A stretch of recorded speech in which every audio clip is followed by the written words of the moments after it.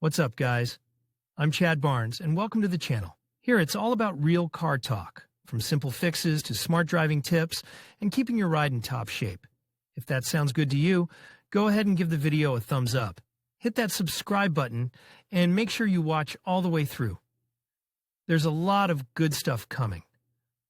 Let's get to Largus it. entered our lives in 2012. In this case, so to speak, young was no longer young in Europe, such cars, though, with other motors and under the name of Dacia. Logan MCV was sold since 2006.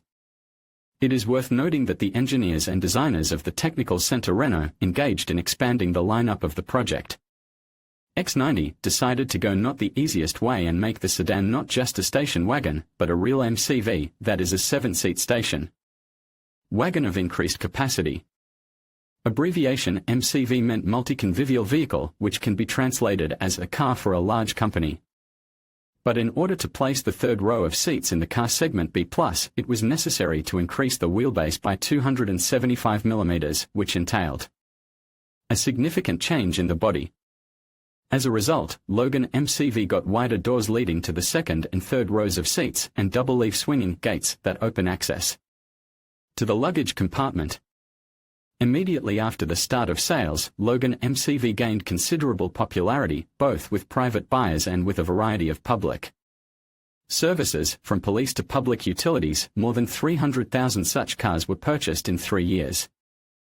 Meanwhile, Renault was busy strengthening its position in Russia and in 2007 became the largest shareholder of AvtoVAZ.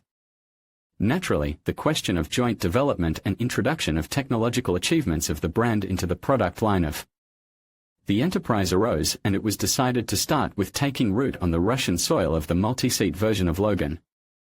It was said, done, and at the International Moscow Motor Show 2010 was shown prototype called Lada Project 90. Nevertheless, the launch of the model into production took quite some time. Assembly line started in April 2012, after the launch of a new assembly line designed for cars on the B0 platform. The car received its own name Largus, from the Spanish word largo, i.e. long. The first joint project of AvtoVAZ and the Renault-Nissan alliance has clearly not become the first pancake that always goes wrong. Already at the start, the level of localization managed to reach 62%, which in turn ensured the affordability of the model and its adaptability to life in Russian conditions. In addition to the station wagon in 5- and 7-seat configurations, a cargo van was also launched. The only difference from the base model was the replacement of the glazing behind the second pillar with metal panels. Until 2015, the car was produced mainly with French powertrains, the 8-valve K7M with 82 horsepower and the 16-valve K4M, 102 horsepower, but domestic engines from the Lada Gamma platform, the 8-valve VAZ 11189 with 87 horsepower and the 106 horsepower 16-valve VAZ 21129 were almost initially implanted under the hood of the Lada Largus. Paired with these motors were 5-speed manual boxes, French Junior 5 or JH3, and then the domestic VAZ 21809. Largus suspensions were not structurally different from those of Logan cars. The front one was independent with McPherson struts. The rear one was semi-independent, with 2 longitudinal arms and torsion beam. Until 2019, the car was produced without any substantial changes, and only in 2019 underwent a small restyling. The time of rather serious changes came only in 2021. We have told in enough detail about what these changes consisted in and what came out of it. However, now that Renault has made the difficult decision to leave the Russian market and put its stake in AvtoVAZ under state control, the future of the Lada Largus is very uncertain. Nevertheless, those who still need a 7-seat multipurpose car, and inexpensively, may well look for it on the secondary market. Offers for Lada Largus, before the restyling of 2021, are quite a lot, at prices from 285,000 to 300,000 rubles, mostly for cars with 84 horsepower K7M, 2012 to 2013 year of manufacture, to 1,400,000 to 1,500,000 rubles, 4 cars 2019 to 2020 with 106 horsepower VAZ 16-valve. In this case, the meaningfulness of buying an aged Lada Largus depends largely on the goals and objectives that you plan to solve. Because one thing, the problem of weekly trips to the Dacia in an extended team, and quite another, the use as a working car. Lada Largus is a car with very significant and bright advantages and no less serious disadvantages.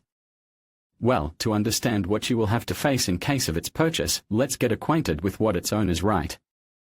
Hardly anyone in his right mind would think that the design of the car, which saw the light in 2006 and it was then that the public was first shown Dacia Logan MCV, will be perceived as something fresh and original. Actually, the model was not a novelty for a long time in 2012 when it began serial production in Russia already under the name Largus. And since then, the appearance of the car has undergone only one major change, restyling in 2021.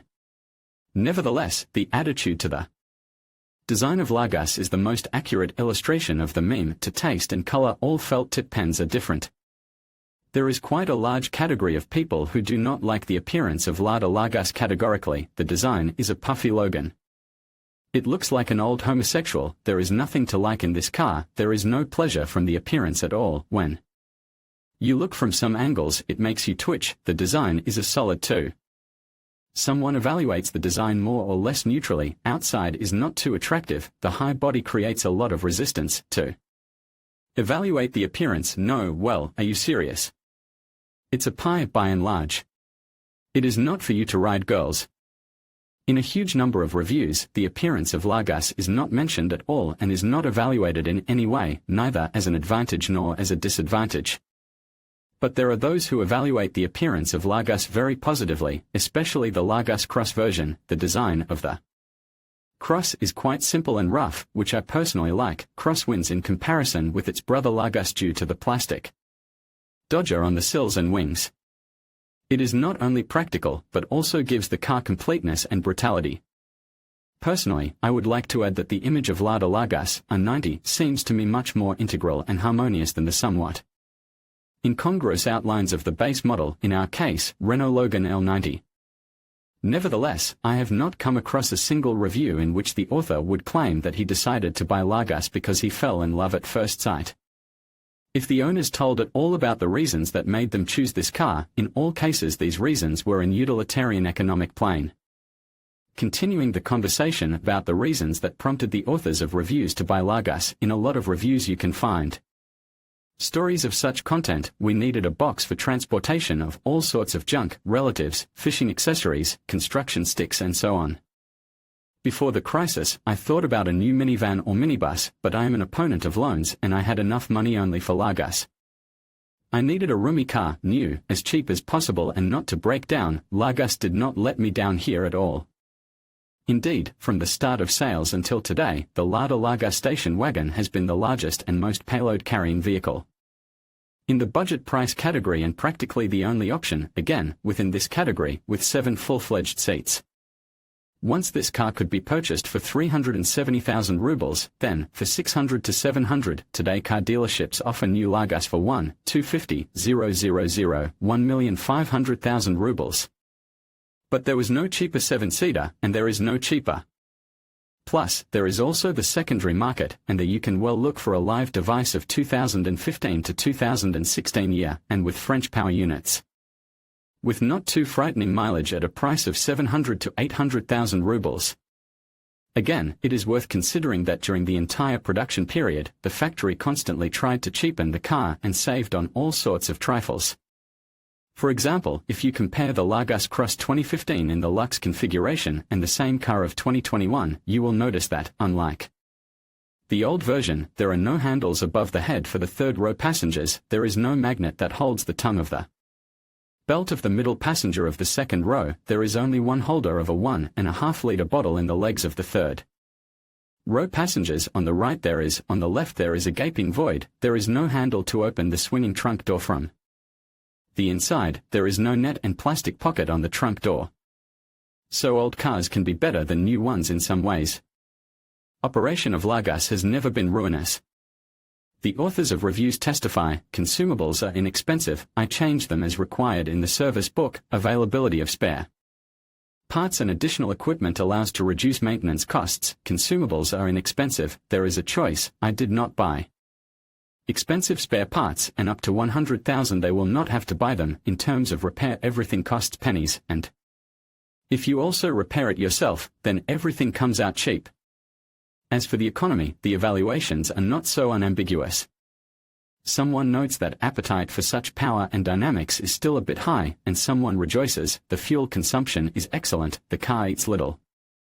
In 8-valve engine variants the consumption is, as a rule, somewhat less, in 16-valve engines more, but in general, if we consider, so to speak, absolute figures, the situation looks like this. The average consumption is 8.0 to 8.5 liters 100 kilometer.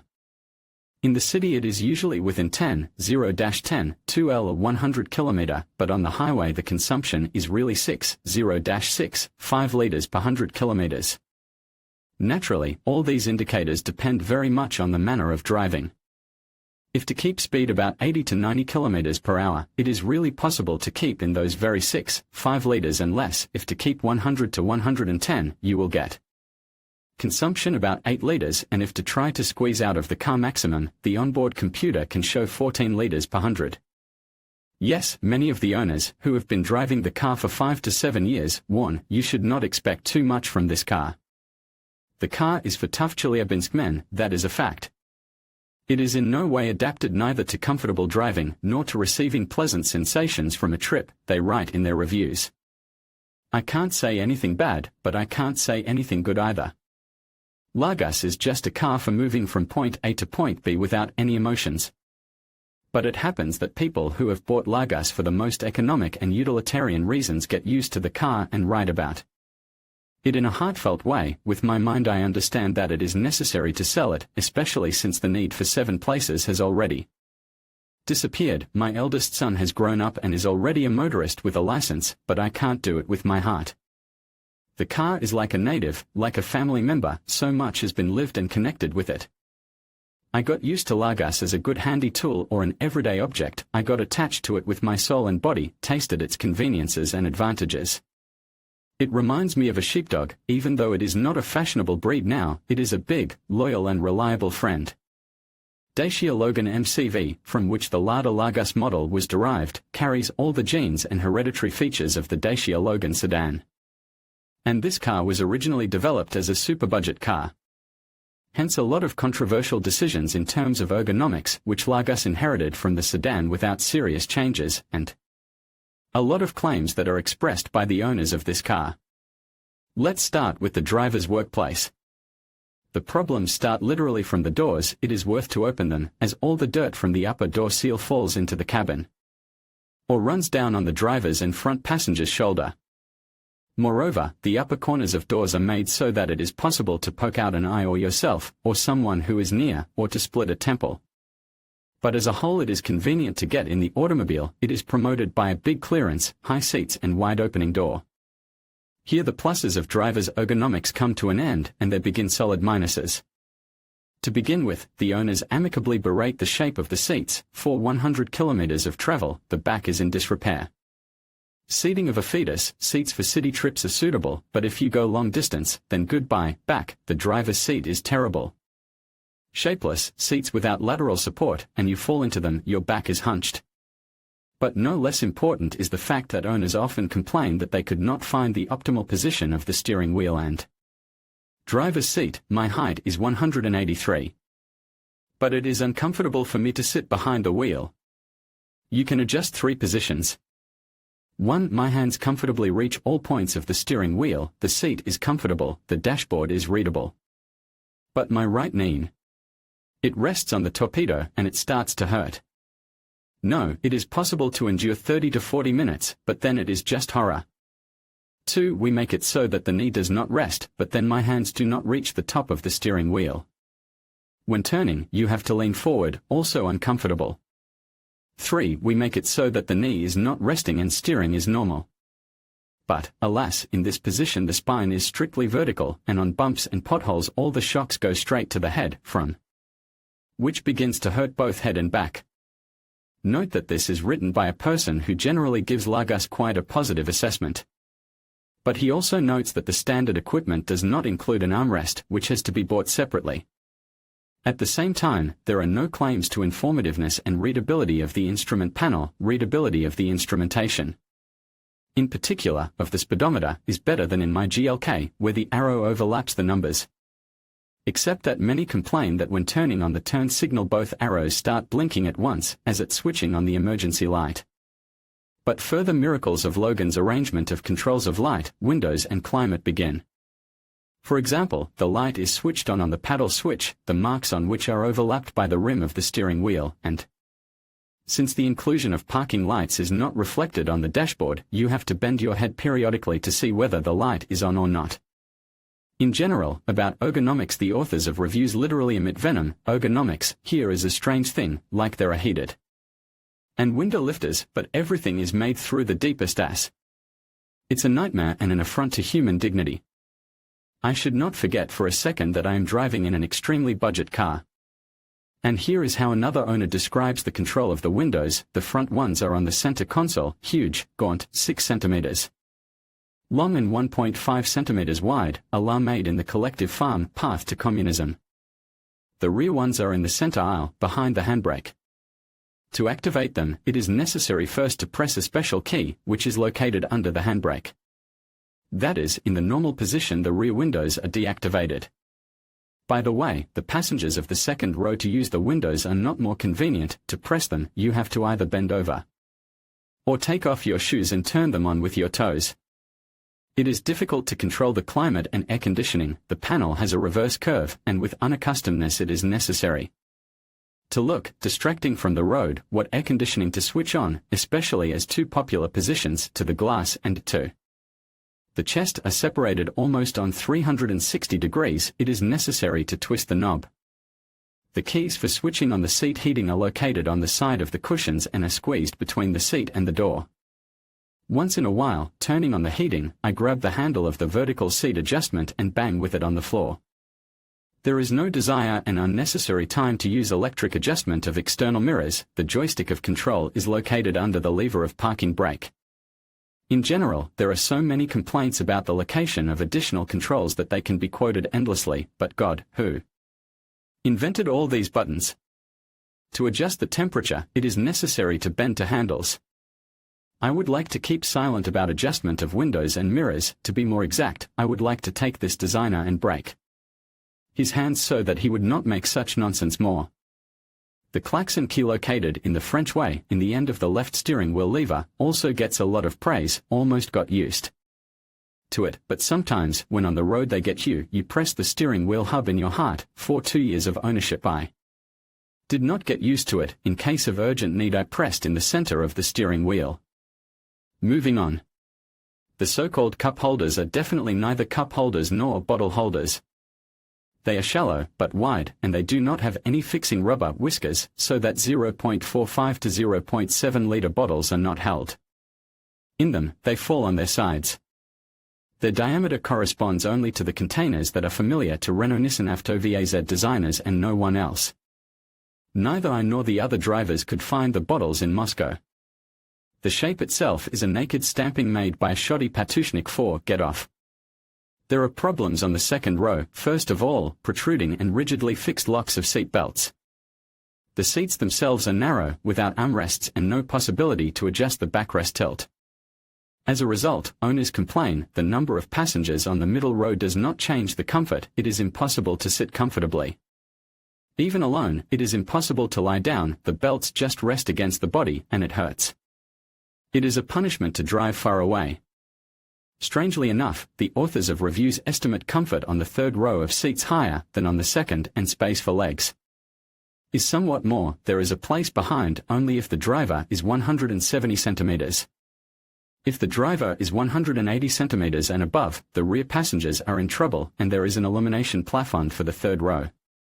And for the second row not. But it is half a trouble. The trouble is that the car initially has no cabin filter. About a cabin filter, in my opinion, in the car of 21st century it is inadmissible. The most shocking thing is that there is no cabin filter. It is a shame. At the same time, in many reviews the authors note that, despite the cheap hard plastic, the interior is usually assembled quite well. Surprisingly not squeaky, not repulsive, and well-assembled interior. The famous squeak disease of VAZ cars did not appear after 2 years of use. In fact, in many reviews, the authors positively evaluate the work of both the heater and air conditioner. Well, it would seem, what is special, the heater is a heater, it warms when it is cold, and the air conditioner cools when it is hot. But owners of Largus, as a rule, are not spoiled people. In hot weather there is something to cool down, air conditioner, and in cold weather, to warm up, excellent stove and seat heating, excellent air conditioner, cools down quickly. In our southern climate this is very important. The efficiency of the heater and air conditioner in Largus vans is especially praised. It is not surprising, because the heated or cooled volume of this version is much less than that of the passenger station wagon.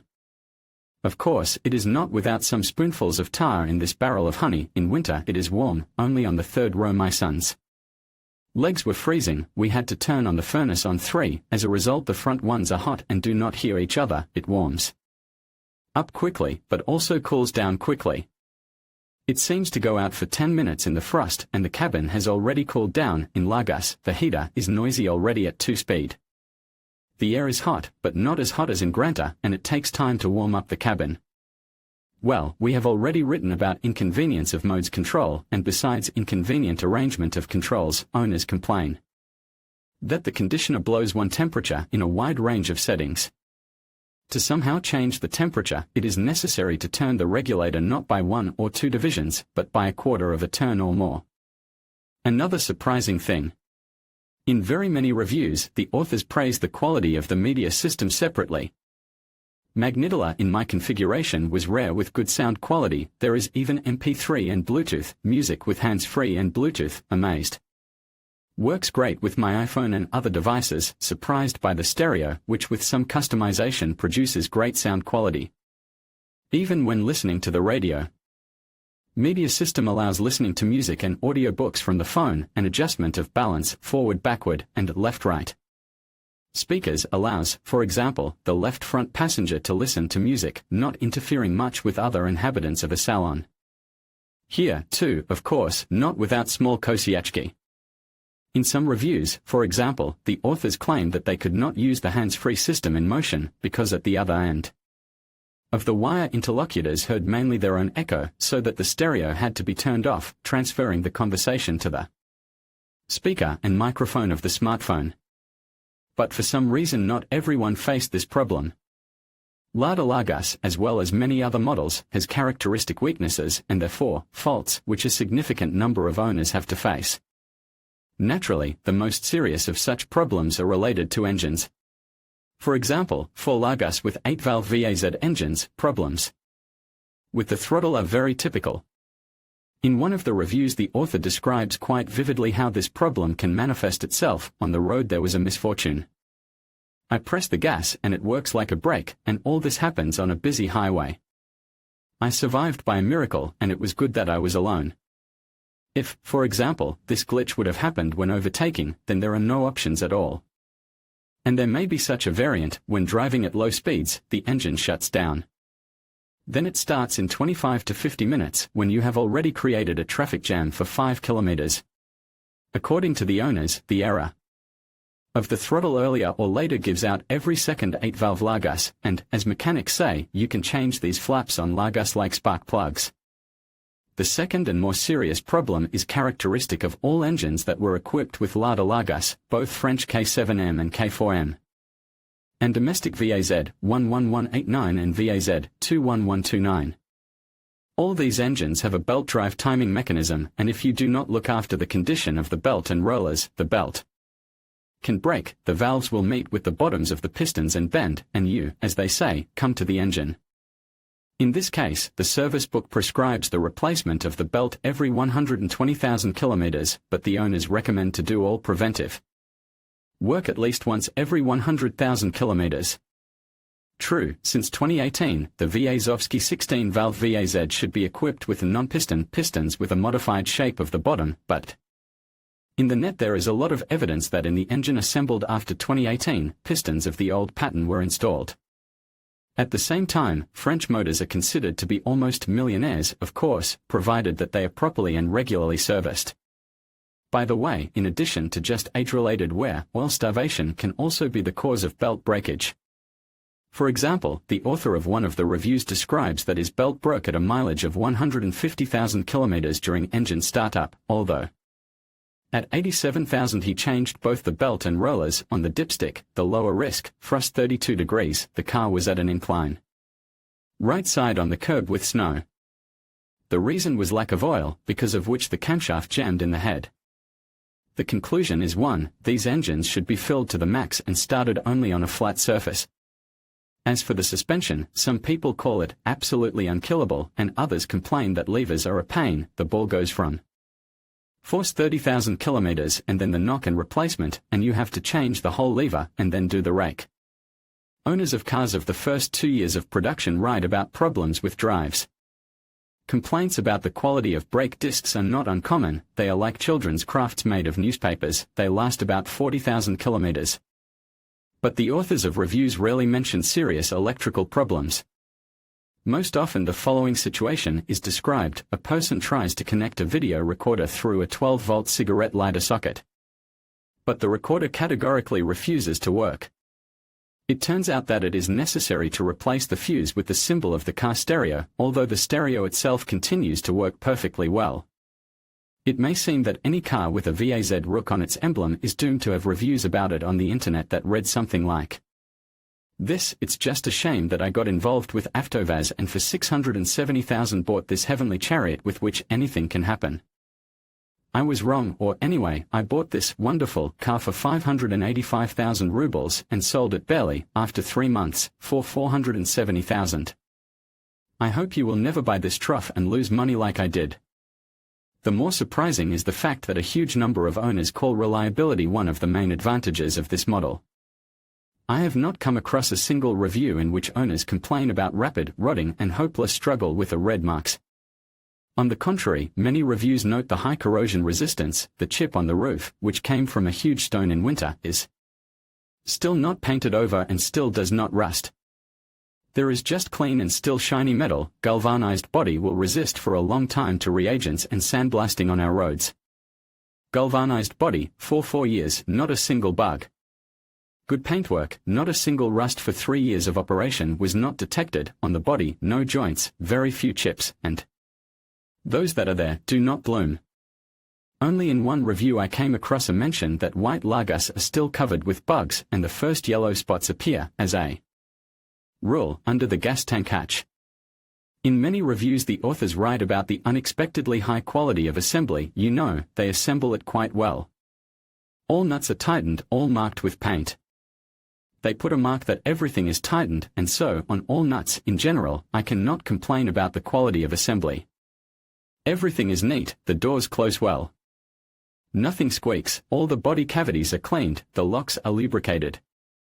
And there are a lot of reviews in which the authors write about the absence of any serious problems during the entire period of operation. 6 years of carefree operation have passed. So, during this time and the kilometers traveled, absolutely nothing has broken in the Largus. Not even a light bulb has burned out. In 4 years I have driven 93,000 kilometers. Not once has it let me down. In 50,000 kilometers, nothing has broken, absolutely nothing. Perhaps I was lucky, perhaps it is the result of the fact that I never went to the dealer and all maintenance was done myself or in the nearest workshop under my close supervision. This is a very reliable car. I did not expect it myself. There were no problems for 135,000 kilometers, despite the hard operation in tourism. And the number of reviews in which the authors claim that during the whole time of ownership they had to spend only on maintenance is simply incalculable. Accordingly, in many reviews owners write that, going on long trips, they were absolutely sure that the car will not let them down.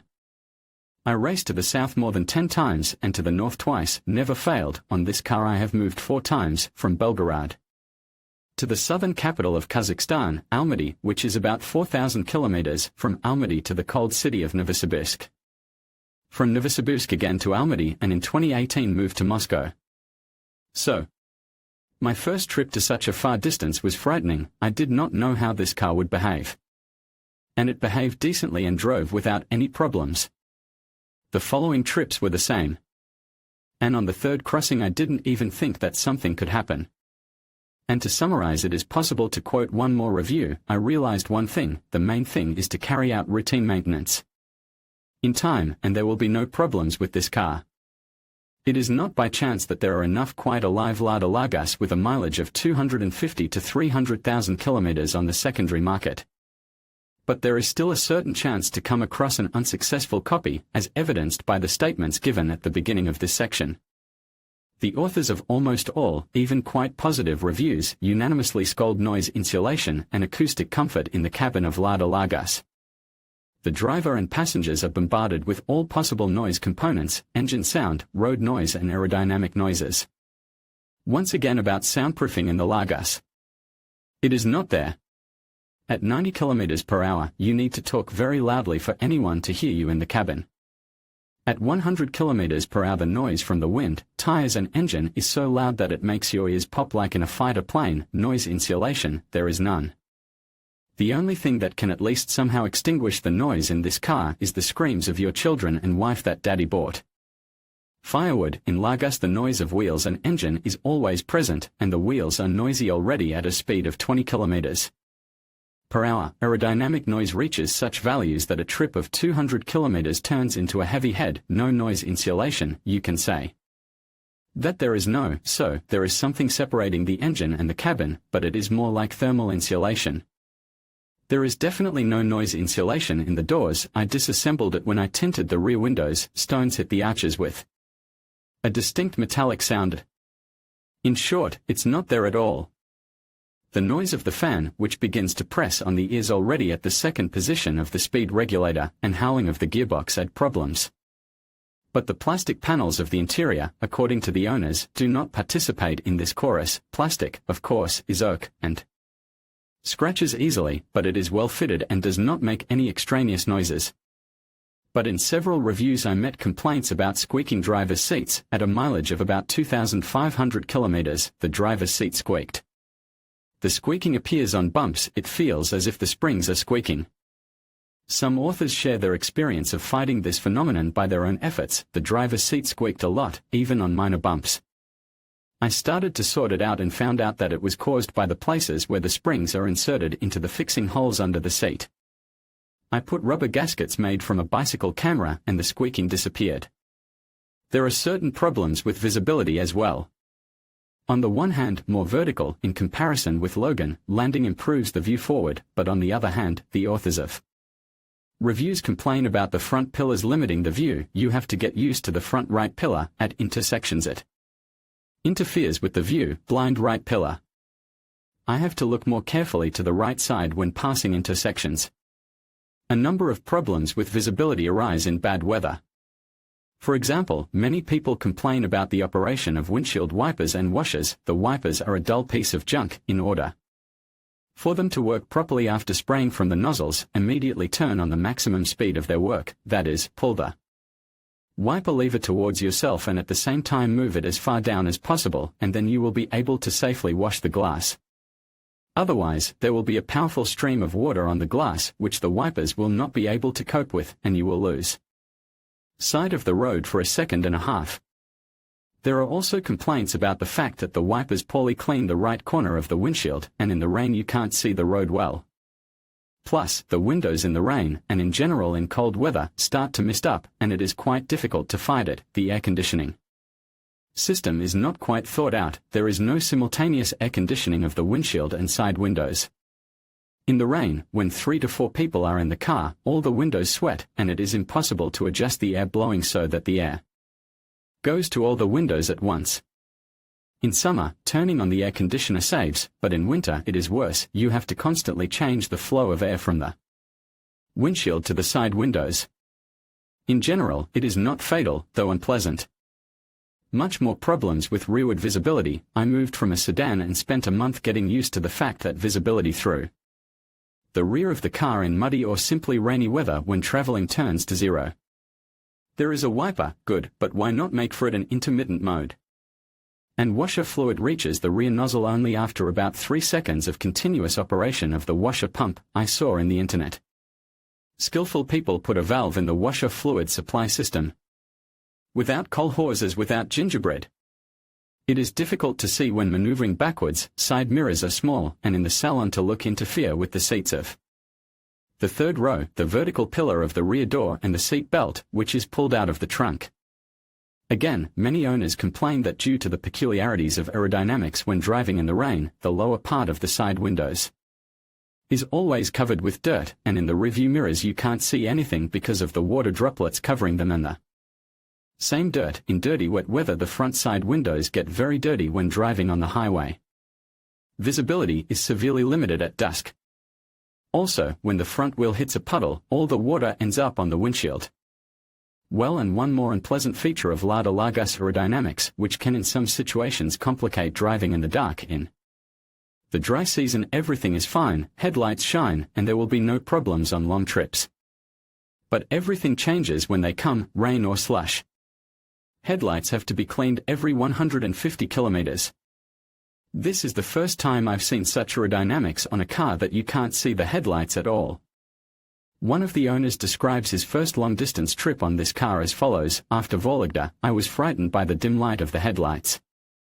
When I went out to inspect them, they were all black, covered in mud and reagents." Absolutely all cars on the B0 platform are deservedly popular in Russia, first of all, because of their excellent adaptability to bad road conditions. And alas, we still have more bad roads than good ones.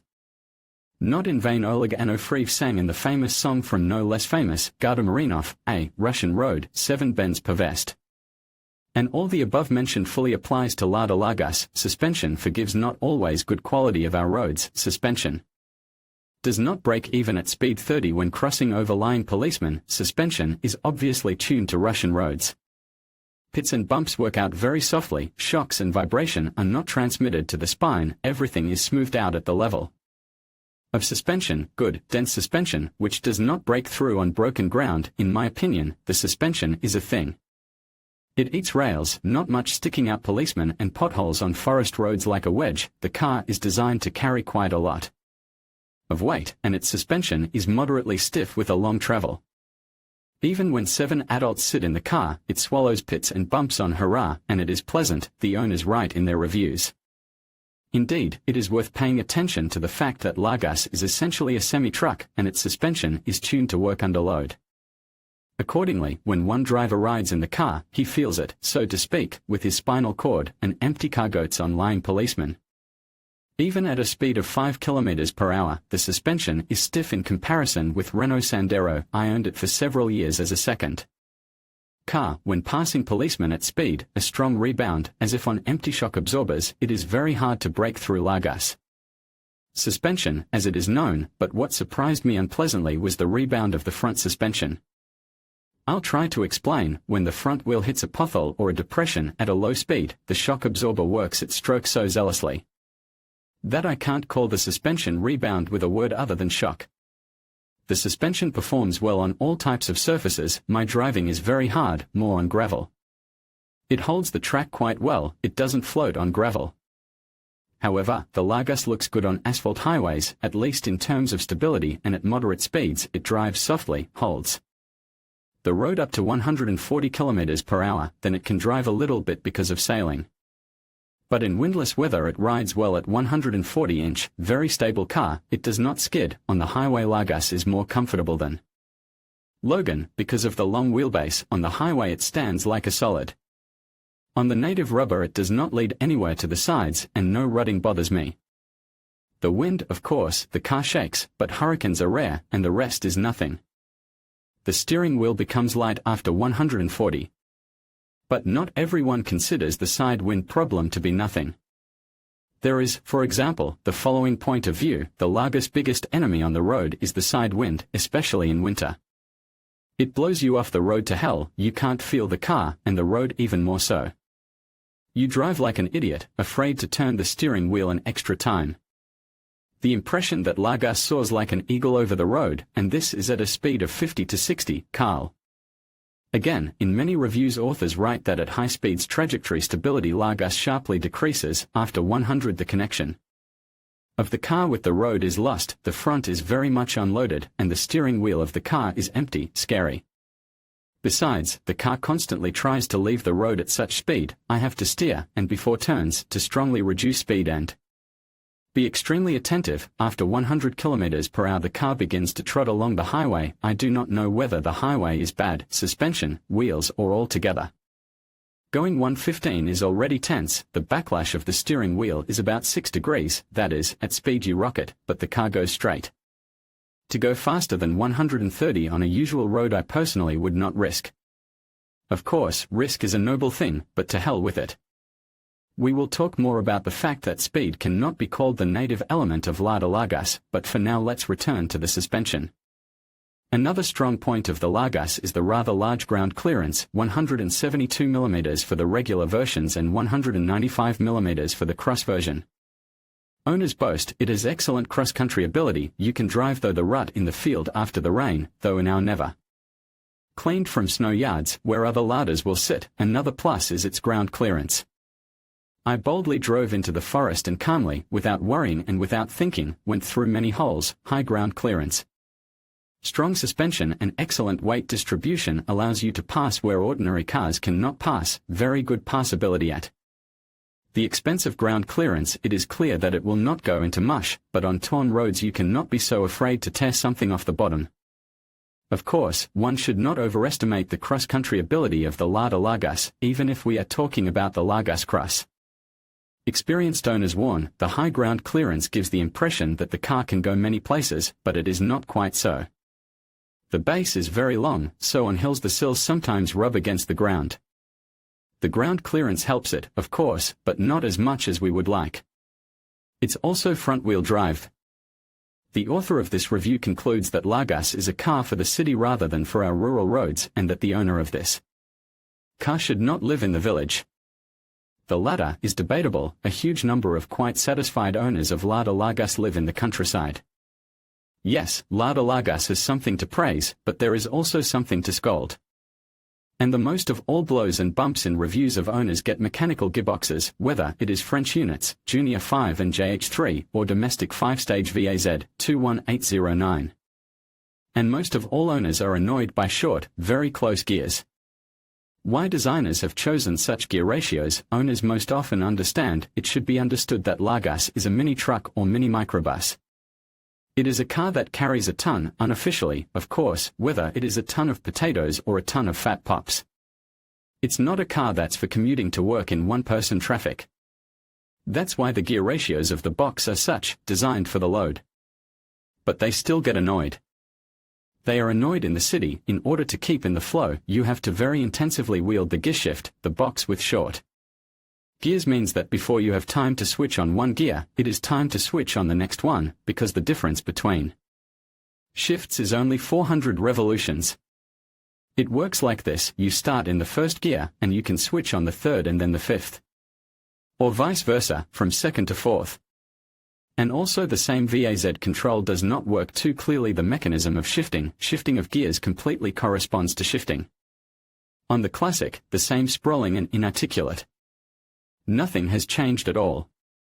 Strokes of the control lever are very significant, strokes of the rocker are a bit long, and the rear gear is not clearly engaged.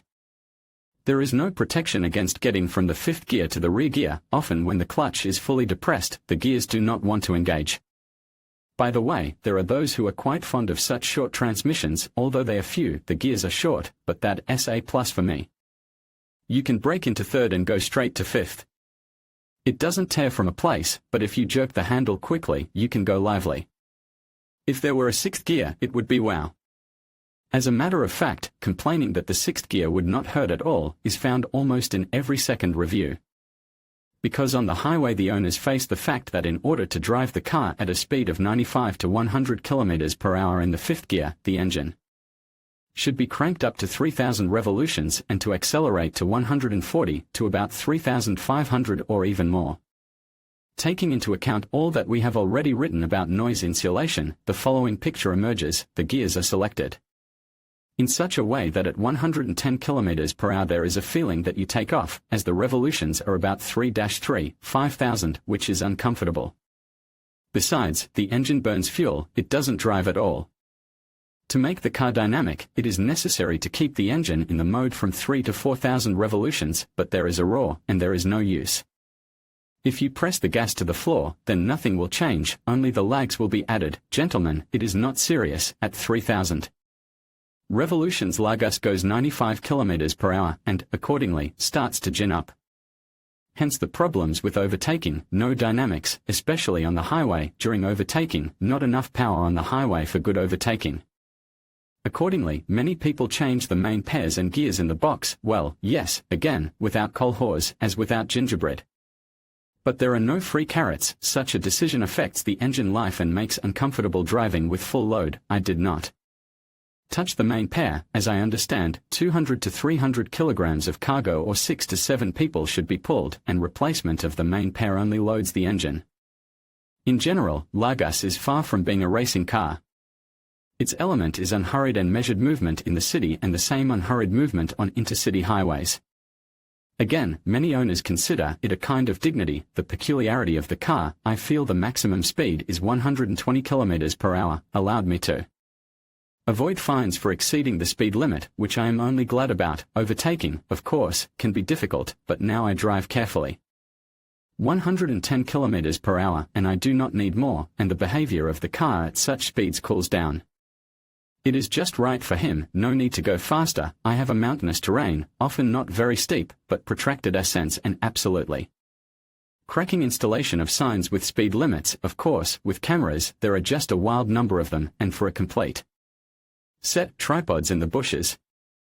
From this input it is clear that a traction motor and a short range of gearboxes in such conditions is the best thing. And someone says in the spirit of habit is given to us from above, it is a substitute for happiness. I got used to it for a long time. I spat. As I like to push, I picked up driving style, but now I got used to it and I am not irritated by trifles. As a matter of fact, capacity and versatility are exactly what people buy minivans and station wagons of increased capacity for, and Lada Largus is just the same UUV. And capacity and versatility are inseparably connected. All variety of possible applications is just connected with increased capacity. In their reviews the authors write, the main advantages of this automobile are its monstrous, I will not be afraid of this word, capacity and the third row of seats, not pseudo, as many have. I judge by myself. I rode on the third row at height of 192 centimeters with comfort. It is this full-fledged third row that many consider a very important advantage. The third row can accommodate 2 tall people, such as me, height of 185 centimeters. The third row is a class. Of course, it will be a bit difficult for long people, as their knees stick out high, but for the rest of us it's great. Once on a long trip moms and kids were hanging out there. They liked it. Moms were riding sitting down, and kids were playing standing up. Let's leave the safety issues of parents and especially children on the conscience of the authors of reviews, but such feats undoubtedly confirm the spaciousness. 3 rows of seats open the door to the world of car travel for a large family of 6 people. Of course, for this purpose, you will have to be concerned about the installation of a luggage box on the roof. In our country many people are skeptical about the necessity to have 7 seats in the car. But even if at least a couple of times a year you need to transport more than 5 people at once, it means that you have not wasted your money. For a year I used the third row seats only 4 times, but I didn't have to go twice to pick up all the people. And in general, there are different cases in life. One of the authors of reviews writes, for example, there was a record we had to take on board 10 people. We had to give a ride to the bus stop, about 5 kilometers, to a mother with many children. The second row, as already mentioned, has a little less legroom than the third row, but it is enough. My wife could fit freely on the second row of seats in addition to the 2 child seats, and there was no discomfort at all. The standard shelf on the ceiling, just a great solution, very convenient when traveling for a mom with kids. 2 separate strollers or 1 big one for twins could fit in the trunk. And here it is time to pass to the possibilities of transformation of salon and possibilities on transportation of cargoes which Lada Largus gives to the owners. It is clear that in the 7-seat configuration the capacity of the trunk is very small. It will fit only 2 or 3 bags from the supermarket. But if the third row is folded down, here a chorus of enthusiastic voices begins to perform a triumphant oratorio. I used to carry 5 large sacks of apples in it. Largus didn't even feel it, and the trunk would still hold the same amount, a baby stroller, a teenage bicycle for my eldest daughter. In a non-folded state, I insist, a toolbox, a chainsaw with a canister, a crowd of bags, and there is still free space, with the seats not folded. If you are going to the countryside with an overnight stay with the whole family on your Largus, be sure that you can take not only the essentials: a tent, barbecue, table with chairs, a bag of charcoal, food, drinks in unlimited quantities, a dog, but there will still be room. It is very convenient to go on vacation with the family. The trunk holds absolutely everything: a tent, a kitchen, a table, chairs and other supplies of food and things. It is indispensable for everyday life, with trips to the countryside with scooters and bicycles. And if the second row is folded down, then we can talk about more serious cargo: capacious trunk, if the rear seats are folded down. The Largus turns into a gazelle. I transported a sofa and 2 armchairs in one trip, with a passenger I saw with my own eyes. How 2 guys took a huge, meter C2 in height, refrigerator in the Largus. A real station wagon. We took it from Almaty to Kazan for one time, transported a refrigerator, a mini sofa, a TV and some other little things. With pleasure we'll deliver to the house any purchase, whether it is a 3-meter roll of linoleum or a new TV with a large diagonal. When the seats of the third row are removed and the second row is folded, just a car. I transported doors and long goods of 3 meters, 210 centimeters can easily fit the length. The second row seats fold down instantly, freeing up a huge space for luggage. You can transport a refrigerator or a bathtub. The rear doors swing open as easily as possible for loading. The ladder is very important. The rear swinging doors really do open 180 degrees, which means that the car can be closely fitted to the doors of a warehouse or some shed. The only thing is that you should look in advance to see exactly how the second, slightly narrower sash opens. At first I spent about a minute looking for how to open the second, narrow sash. And I'm not the only one who is so slow. But about the possibility of organizing a full-fledged sleeping place in the cabin, the opinions of the authors of reviews seriously differ. Some of them claim that there are no problems. When the backrest of the seat is folded down, 2 adults can comfortably settle down. For the night, it is great to have a rest when driving it. My seats are folded vertically, making room for sleeping. I am 175 centimeters tall. I lie down and there is room at my feet up to the rear doors. Others vehemently argue with this position as a mockery: an uneven floor in the trunk when the rear seats are folded. This, I'm sure, was done by direct written order of Stalin, so that we do not relax here. And what if they want to sleep in the car in the woods? It's out of order.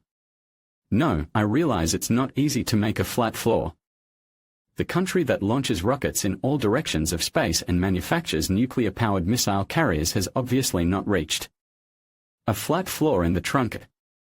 And a couple of words about the van version: a purely utilitarian workhorse, designed for work in small business and transportation of various cargoes. From the driver's point of view, it does not differ from a station wagon, except that the inhabited part of the salon is heated faster by stove and cooled by air conditioner. But there is one point: the metal of the body in the cargo volume is not protected in any way, and this problem is solved by the owners themselves. From the inside, the body should be covered with foam plastic, where the metal is not protected, because the cargo can make a dent from the inside, which will be visible from the outside. I cut out the styrofoam and glued it on with double-sided tape. Well, all of the above together form what we call versatility, for which this model is appreciated. Despite all its shortcomings, strong working machine. It is suitable for gardening purposes, for family, for work, for traveling, and for fishing with overnight stay. The car has a very wide range of use. Practicality is probably the most succinct argument for purchase, in my opinion. Comes in handy for the whole family.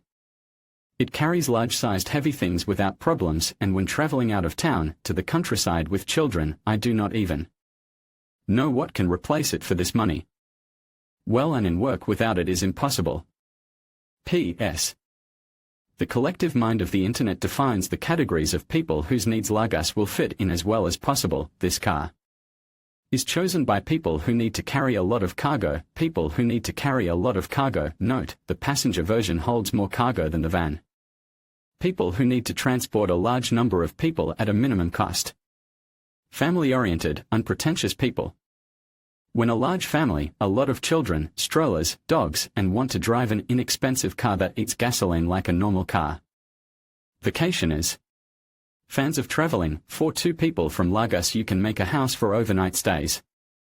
Not all travelers need Largus, but it is very suitable for lovers of wild recreation. And if you fall into one of these categories and want to solve your transportation problems with minimal costs, then you should definitely look at this unique car. Suddenly it will suit you quite well. In conclusion, the Lada Largus presents a unique blend of advantages and drawbacks. On one hand, its affordability, spacious interior, and practicality make it an appealing choice for families and budget-conscious buyers. On the other hand, concerns about build quality, outdated design, and limited features may deter some potential customers. Ultimately, whether to buy or not to buy the Lada Largus depends on your specific needs and priorities.